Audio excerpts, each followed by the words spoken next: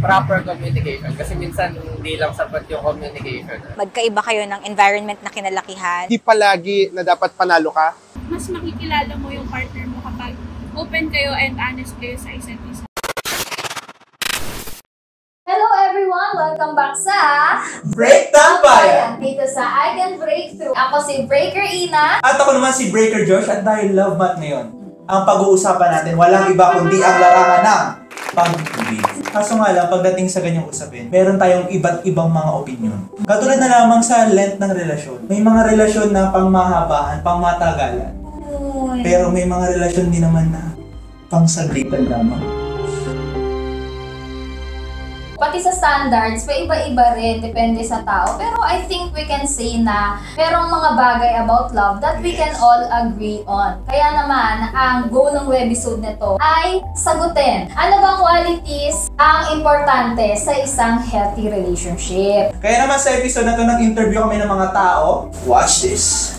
For me, naisip ko communication. Lagi ko gusto mag-communicate, pero minsan mali ako mag-communicate and hindi siya healthy. Proper communication, tamang communication. Feelings they die down, yung hype nawawala. So importante sa akin yung intentionality and commitment, knowing that when you enter into that relationship, you are solely for that person. Respect na, syempre pag nag-aaway na kahit na hindi kayo okay, yung i-respect ka niya not to talk to you in a harsh way. Good speaker and good listener. Hindi yon nagpapadala sa emotions kapag may sinasabi. So, importante yon. Marunong mag-acknowledge ng feelings ng kapartner niya. In a relationship, you really have to be honest with each other. Yung pagiging vulnerable sa isa't isa, that's very important. Hindi palagi na dapat panalo ka at hindi rin naman palagi na kailangan talo ka. So, there should be a balance. Kasi po kapag open and honest kayo sa isa't isa ng partner mo, doon po papasok yung mas makikilala mo yung partner mo kapag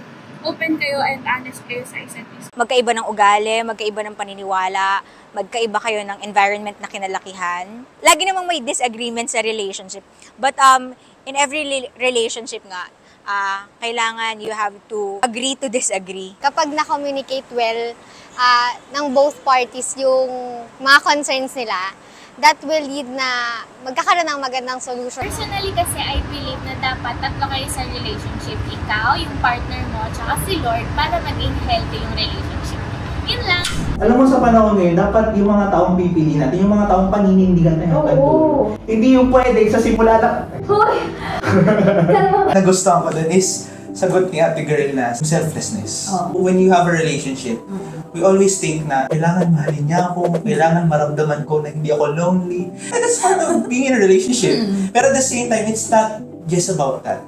It's about the other person. It's about his or her needs. You've given, you take. And ganun din siguro yung love sa atin ni God. Si God, He's so selfless that He gave His only begotten Son to die on the cross for us. Ang point ko lang is yung love na hindi iisipin yung ang sariling interest. Parang marami sa kanila yung sumagot ng communication. Bago ka mag-expect o mag-demand ng anything, kailangan i-convey mo dun sa tao kung ano yung needs mo. Napaka-importante rin ng ganun sa relationship natin kay Lord. Alam na ni Lord ang lahat. Yes, alam niya, pero He needs to hear us say it. Yes. Honesty and vulnerability. Sa relationship with God, He appreciates our honesty. Ganun din actually sa romantic relationship. Hindi ka nag-perform as someone else sa harap ng tao na nagmamahal sa'yo. Kayo ba mga breakers, ano sa tingin niyo yung susi ng isang healthy relationship? Abangan niyo yung mga susunod na videos and yung may daily encouragement din yung I Can Breakthrough. Oo. Follow nyo lang sa social media pages na naka-flash